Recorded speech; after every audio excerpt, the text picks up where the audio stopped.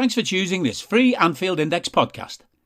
If you'd prefer to listen to this or any of our other shows without adverts, then now's the time to check out Anfield Index Pro.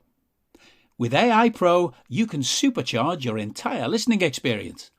You'll not only get all of our podcasts without the ads, but you'll have them far faster with our quick publish feature available exclusively for subscribers. AI Pro also puts you in the heart of our sound studio, with an option to listen to many of our shows live and interact with the podcasters in real time as the shows are recording. Upgrading couldn't be easier. AI Pro is available on all popular podcast platforms, and we have our own apps for Apple and Android. Just head on over to AnfieldIndexPro.com and get started today. Hello and welcome to the Daily Red, your lunchtime catch-up on all things Liverpool FC, on a Friday where we are still days away from seeing Liverpool play. Now, last weekend we got to play the early game on the Saturday, and normally, because we normally win, that sets you up for a really nice weekend. You can sit back and relax and allow fans of other teams to fret and worry about what their team is going to do. If you're a Man United fan, it's a horrible weekend for you anytime your team aren't on the early game, because you just have to wait. If United have a Monday game, which they will have against us in a week and a bit, their fans are going to have a horrible weekend with the expectation that we'll slap them around the place like we did twice last season. But for us, given how we played against Fulham, it's maybe a weekend with us not playing till the Monday where Liverpool fans will fret a little bit, where the concerns over the midfield will ramp up. With Thiago out and the status of Naby Keita a little bit up in the air, he should be fine, but, you know, is he ready to play? Has he trained enough to play? There's question marks. Now, Jurgen has some options. None of them are particularly great. This is Anfield, for example, have put together 5 options for Liverpool's midfield without Thiago. So the first suggestion is Elliott, Fabinho, Henderson. This doesn't work because this involves Henderson on the left of midfield where he can't play.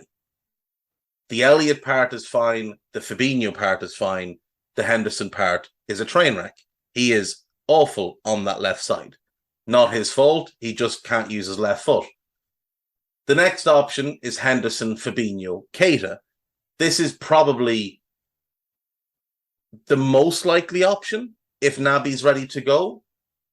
It's not the best option because, again, Henderson as an 8 just doesn't work.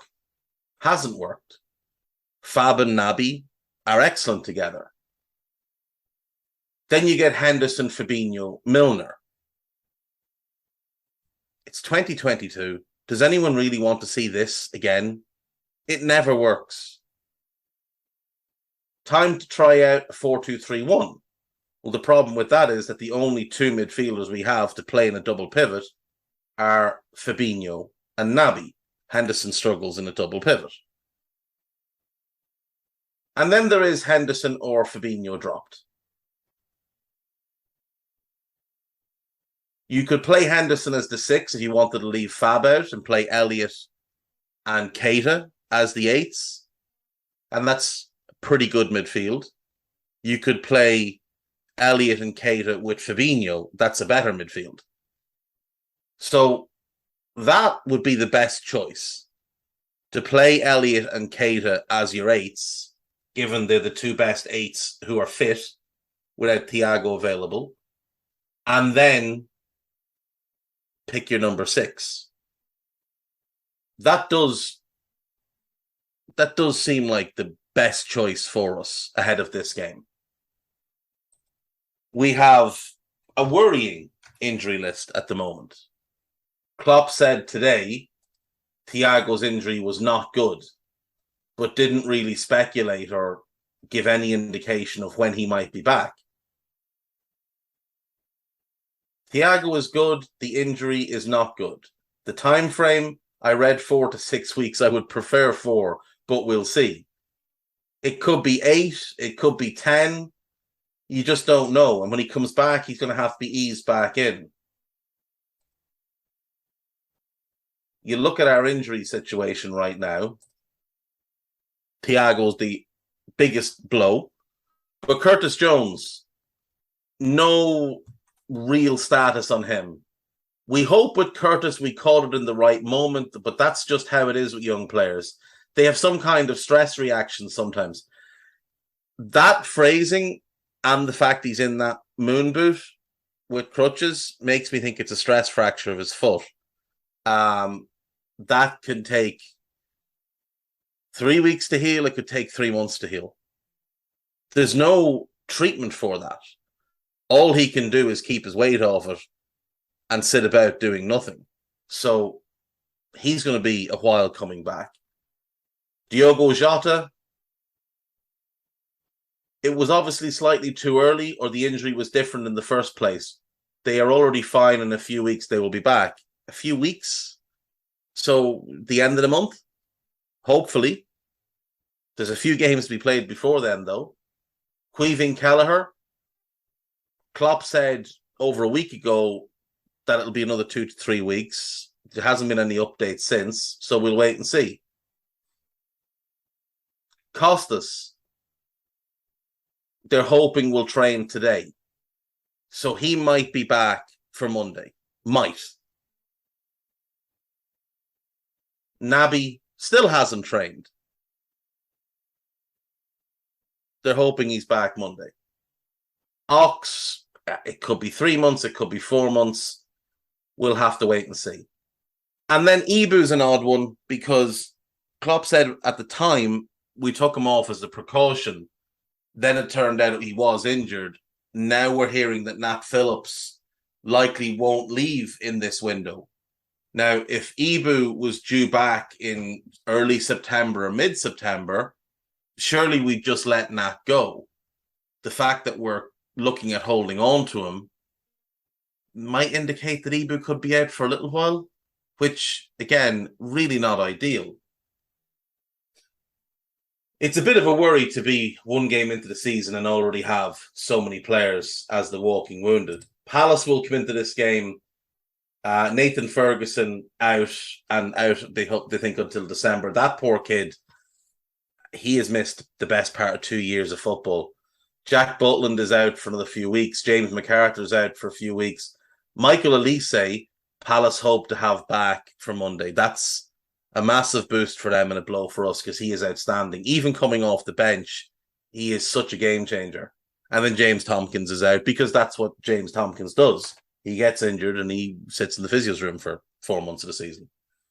Klopp said today in his press conference that he basically outright admitted he does want a midfielder. There's no other way to look at that. He outright admitted he does want a midfielder. So for all his, we have enough midfielders, he's outright admitted today he wants another one. He then said it has to be the right player. If the right player was available, we would have done it. That's not him ruling out transfers. That's what it will be spun as, because the player is only available when an offer is made. They might not have settled on who exactly they want. They might have one target that they're working on. If they don't get that player, they go for somebody else. They might go for nobody. They might try and string this thing out till January, like they did last year with Diaz, where we went into the season badly needing a midfielder and an attacker, for depth, a midfielder to start. We ignored the midfield. It cost us the title, but we did bring in Diaz, which helped us massively and was a big part of why we won 2 cups. Likely don't win either of them without Luis Diaz. His performance in the final of the League Cup was absolutely sensational. So, look, there's still the better part of 3 weeks left in the transfer market. My belief is that we'll sign somebody. I think it will be late. And I think they'll just say a deal became available late on, yada, yada, yada. There's a really good piece on AnfieldIndex.com by Sam Maguire. Sam will be writing for the site regularly. So you're going to have Sam and Stephen Smith writing multiple pieces each week, which will be good. You are also, I think, from September on, going to get my ungodly ramblings probably twice a week as well. So apologies in advance, but they're going to be what they're going to be. And they'll probably upset a few people, but I don't really care. Sam's written about Núñez. Now, the piece is entitled, "What Would Matthias Núñez Have Brought to Liverpool?" But it lays out what he can bring to Liverpool. It lays out the strengths of the player. An aggressive ball carrier who can cover ground at great speed. Composed under pressure. Can retain the ball in congested areas. Hit a top speed last season of 30.2 kilometers per hour. That's faster than anyone in our current squad. It's prime ox level of speed. His height, his build, his toughness. He's solid defensively. He's good in all four areas of the game. There are four phases in the game. Your attacking phase, your defensive phase, your attacking transition, your defensive transition. He excels in all of them, especially in transition. And one thing we have struggled with in the last 12 months since Ginny Wijnaldum left is defensive transition, because we play a slow midfield. Henderson's legs are gone. Thiago and Fabinho were never quick to begin with. Núñez adds a level of dynamism, physicality, and transition defense that we don't have. He's also excellent in attacking transition with his ability to carry the ball. He's a good passer. He needs to improve his involvement in the game, getting himself on the ball more often, but that's a systemic thing at Sporting that doesn't exist at Liverpool. At Sporting, they attack in a different way than we do. The midfield is basically just there as facilitators, but Núñez has the ability to do, or Núñez has the ability to do certain other things, such as carry the ball and break the lines in that regard. The right-sided role is all about being a facilitator for Trent Alexander-Arnold and Mohamed Salah, writes Sam. Núñez has the traits to do that. He is perfect for what we need. On the pitch, his profile is exactly what we're looking for. I know there's been concerns raised about how many times he's played or how much he's played. Last season, he played 4,300 minutes across club and country. 4,300 minutes. He's played over 11,000 minutes in his career. Now, I know some of those minutes are at under 23 level, but he can't help the way he got to where he is.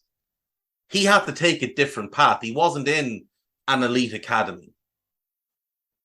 If this was a player that had come through the Sunday League system in England, I don't think there'd be the doubts over him. I don't think there'd be those type of doubts at all. You look at someone like, let's say, a Jamie Vardy. People laud his path. And he found his way to Leicester at 25. And 10 years later, he's still an elite Premier League goal scorer. But he was playing in the conference. Joined Leicester in the Championship, moved up with them, and just got better as he went up through the ages. And he was 25. Núñez is only 23. He's had 2 seasons at Sporting, one of which he played a really vital role in them winning a league title. And then last season, he was the best midfielder by a considerable margin. His first season there, he was been eased into the team. He was a 20-year-old when he arrived. He's been eased into the team and he played 10 times. Isn't that what we see with Curtis Jones? Before that, he played for Estoril in the Liga Pro, which is the second division. So similar level to what Darwin played 2 seasons ago with Almeria. And before that, he was playing literally in a regional league, like a Sunday league. this guy is ready. This guy is ready. He's ready for the step up. He's gotten better each year. He's exceptional. He is exceptional. There's also a very good piece on AnfieldIndex.com by Stephen Smith called Naby Keita and his window of opportunity, which is obviously this time where Fabinho, where Thiago Alcantara is out injured. That's when his window of opportunity is. This is Anfield. Also have a really good piece up, 23 quotes on Anfield's unique atmosphere. Give that one a read. 6 key things from Jurgen Klopp's press conference. Liverpool handed double fitness boost with 2 players in contention, Naby and Costas. On to Liverpool.com. Jurgen Klopp must unleash devastating €149 Liverpool 3-0 after helpful Darwin Núñez hint. I do think Darwin should start. I really do think Darwin should start this weekend. Though this is a tougher game than what we had last weekend. Palace are a better team, but they're in a little bit of a weird spot at the minute where they're still sort of feeling their way out and kind of still in pre-season mode because they didn't get a full pre-season together. Jurgen Klopp just confirmed condition for midfield transfer that Liverpool already knew. There's nothing new here. Liverpool should sign 6.5 million next Casemiro and turn tables on Real Madrid. Fabian Ryder plays for Young Boys in Switzerland. Swiss international, 20 years of age. 79 games, 21 goals. In what way?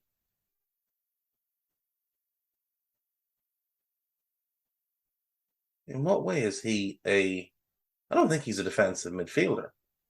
Not sure how he'd be the next Casemiro. He's much more box to box and attack minded. Now I know Casemiro gets forward a fair bit, but I don't think you would classify him as the next Casemiro in any way, shape, or form. I'm also not sure where they got 21 goals from because he scored 5. Contributed to 21 goals. So 5 goals, 16 assists, most likely. Look, get him, develop him, great, but he doesn't help us this season. On AnfieldIndex.com, we have some new podcasts up for your listening pleasure and for your viewing pleasure. Mole Beyond the Spot, Sound and Vision. If you go to the Anfield Index YouTube page, which does exist and has existed for years, actually, you can watch Mole Beyond the Spot, Trev and Jan, having a wee chat on video. You can listen to it as a normal podcast either, but it is available on YouTube if you would like to watch it there. There's also the new Scouted Up for Palace. There is a rival recon coming today.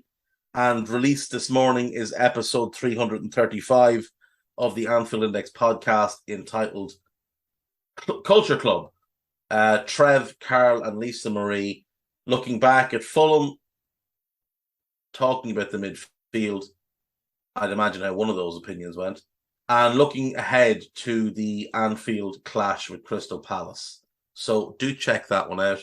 And that's it. I'll see you all Monday. Enjoy your weekends. Try not to stress too much about Crystal Palace. We should still beat them. Bye-bye.